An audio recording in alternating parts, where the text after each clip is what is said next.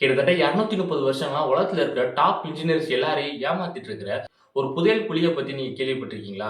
கிட்டத்தட்ட கோடி கோடியா பணங்கள செலவழிச்சு இந்த புதையல யாராலயுமே தொடக்கூட முடியல. 1795ல கனடால இருக்கிற ஒரு தீவுல பசங்க ஏதோ புதையல் இருக்கு அப்படின்னு சொல்லிட்டு ஒரு இடத்துல தோண்டுறாங்க.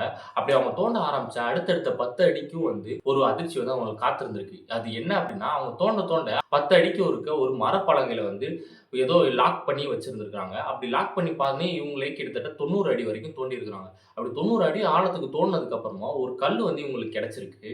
அந்த கல்ல அவங்க எடுத்ததுக்கு அப்புறமா தான் ட்விஸ்ட்டே இருக்கு. என்ன அப்படின்னா, அந்த கல்ல எடுத்ததுக்கு அப்புறமா அந்த குழிக்குள்ள கடல் தண்ணி நிரம்ப ஆரம்பிச்சிருக்கு. இவங்க தண்ணீய எவ்வளவுதான் இறைச்சு பார்த்தாலும் அந்த தண்ணி போகவே மாட்டேங்குது.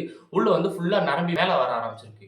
அப்பதான் அவங்களுக்கு ஒண்ணு புரியுது. இந்த புதையல வச்ச இன்ஜினியர் என்ன யோசிச்சிருக்கான் அப்படின்னா, இந்த புதையல யாராவது எடுக்க வருவாங்க. அப்படி எடுக்க வந்தா அவங்க தடுக்கிறதுக்கு நம்ம ட்ராப் செட் பண்ணணும் அப்படின்னு சொல்லிட்டு, கடல் தண்ணி நேரா அந்த குழிக்குள்ள வர மாரி ஒரு ட்ராப்பையும் செட் பண்ணி இன்டர்னலா ஒரு டனலையும் கட்டி வச்சிருக்கான். கிட்டத்தட்ட 6 பேர் வரைக்கும் இந்த ட்ரெஷர் தேடி கண்டுபிடிக்கிறதுக்காக போய் இறந்து போயிருக்காங்க. அது மட்டும் இல்லாம இன்ன வரைக்கும் இந்த ட்ரெஷர் என்னன்றத கண்டுபிடிக்கவும் முடியல. சிலர் என்ன சொல்றாங்க அப்படின்னா, கடற்கொள்ளையர்கள் தங்கத்த பதுக்கி வைக்கிறதுக்கு இந்த மாரி வச்சிருக்காங்க அப்படின்ற மாரி சொல்றாங்க. சிலர் என்ன சொல்றாங்க அப்படின்னா, இது நைட்ஸோட புனிதமான பொருட்கள் எல்லாத்தையும் மறைச்சு வைக்கிறதுக்காக இங்க வச்சிருக்காங்க. அதுதான் நமக்கு ட்ரெஷர் மாரி அவங்க மென்ஷன் பண்ணி வச்சுட்டு போயிருக்காங்க அப்படின்ற மாரி சொல்றாங்க. நீங்க என்ன நினைக்கிறீங்க? இந்த இடத்துல உண்மையிலேயே ட்ரெஷர் இருந்திருக்குமா? இல்ல இவங்களா கிளப்பி விட்ட புரளியா? அப்படின்றத கமெண்ட் செக்ஷன்ல லீவ் பண்ண மறக்காதீங்க.